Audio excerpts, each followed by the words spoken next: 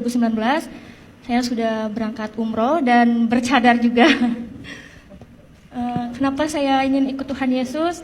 Karena awal mulanya saya itu merasa kayak gak punya hidup damai sejahtera di agama sebelumnya. Mohon maaf karena sebelumnya saya juga taat melakukan ibadah, puasa, tahajud dan seperti orang lain lakukan di agama seberang. Assalamualaikum warahmatullahi wabarakatuh. Alhamdulillahi rabbil alamin. Wassalatu wassalamu ala rasulillahil karimil amin. Sayyidina Muhammadin wa ala alihi wa sahbihi ajma'in wa ba'd. Saudara-saudariku, di era Nabi Muhammad SAW menyampaikan risalah Islam, terdapat beragam respon yang lahir dari aneka kelompok masyarakat pada saat itu. Ada di antara mereka yang beriman, menerima kebenaran risalah Islam, lantas memeluk dinul haq ini, dan mengerti tentang kedalamannya, rasionalitasnya, sehingga mampu mengamalkan nilai-nilai yang dibawa oleh Islam serta bimbingannya secara benar, terukur, dan meraih keberkahannya. Pun demikian, ada di antara mereka yang meragukan risalah yang dibawa oleh Nabi Muhammad SAW, sehingga masih menimbang antara mengikuti atau mengabaikannya. Di sisi lain, terdapat kelompok yang sama sekali tidak merespon ajaran Nabi atau dakwah yang Nabi sampaikan dengan kesan yang positif.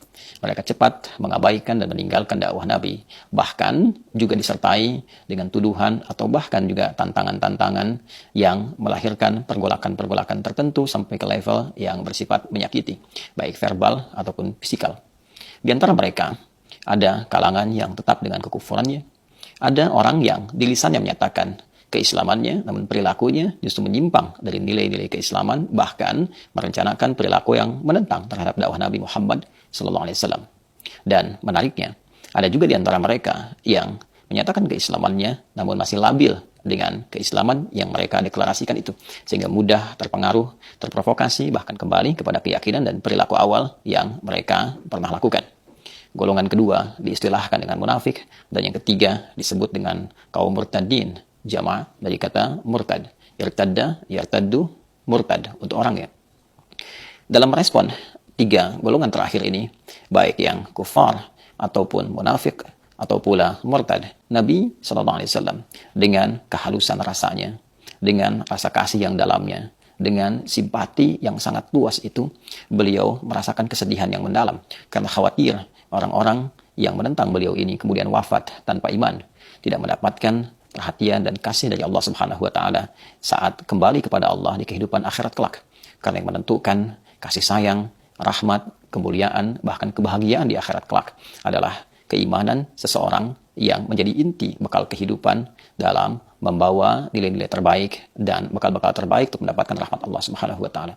Beliau juga merasakan kesedihan karena dikhawatirkan orang-orang yang cepat ingkar ini justru menggalang kekuatan untuk melukai atau melakukan pertentangan baik kepada dakwah ataupun kepada pemeluk Islam pada saat itu.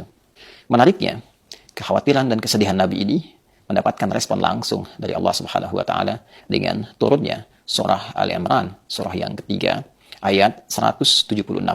Saat Allah Subhanahu wa taala berfirman, "Wala yahzunkal ladzina yusari'una fil kufr, innahum lan yadurrullaha syai'a. Yuridullahu alla yaj'ala lahum hazzan fil akhirah wa lahum adzabun 'adzim." Demikian Allah berfirman di Quran surah ketiga Ali Imran itu ayat 176. Wala yahzunkal ladzina yusari'una fil kufr. Ya Muhammad sallallahu alaihi wasallam, tidak harus respon kekufuran mereka yang cepat itu, yang menghindar dari dakwah itu, yang melakukan pertentangan itu, menjadikan engkau cepat merasakan sedih yang mendalam.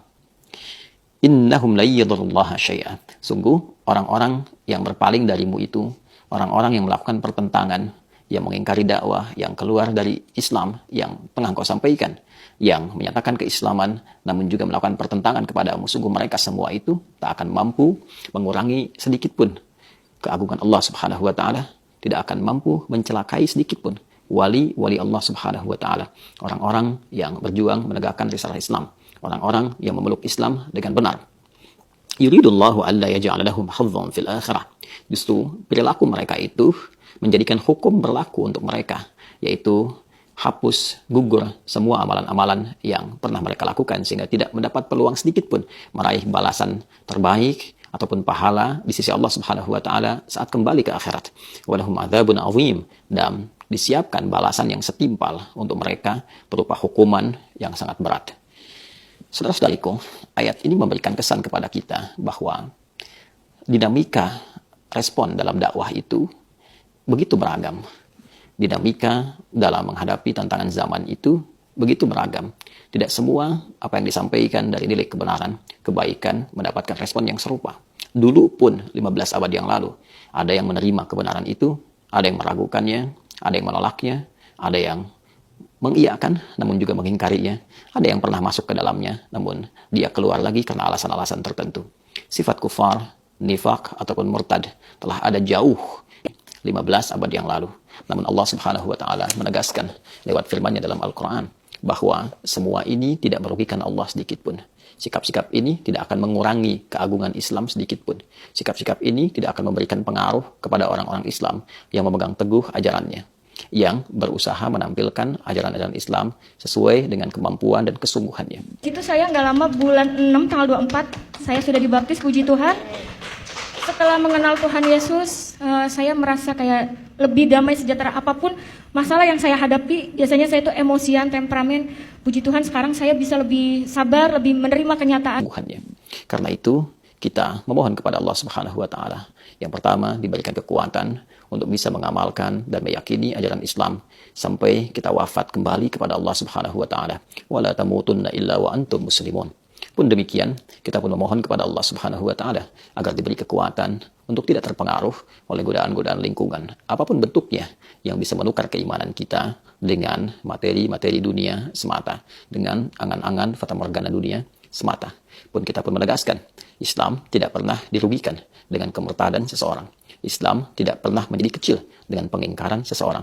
Justru Islam datang membawa risalah rahmat untuk menawarkan kedamaian, ketentraman, kebaikan, dan selebihnya itu pilihan yang akan dipertanggungjawabkan saat kembali kepada Allah Subhanahu wa taala di hari kiamat kelak. Dalam kehidupan bermasyarakat, berbangsa, bernegara, kita tetap saling menghormati, kita tetap saling bertoleransi dalam kebaikan, bersama-sama bekerja, bersama-sama bertawun untuk membangun, memakmurkan bangsa, negeri tercinta. Namun persoalan keimanan, persoalan keagamaan yang telah menjadi pilihan, semuanya akan dipertanggungjawabkan secara pribadi saat kembali kepada Allah Subhanahu wa taala. Itu kita tetap dijaga, mendapatkan hayatan thayyibah, hidup yang terbaik, dan husnul khatimah, wafat dalam keadaan yang mulia. Subhanakallahumma bihamdika, nasyhadu an la ilaha illa anta, nastaghfiruka wa natubu ilaik. Assalamualaikum warahmatullahi wabarakatuh.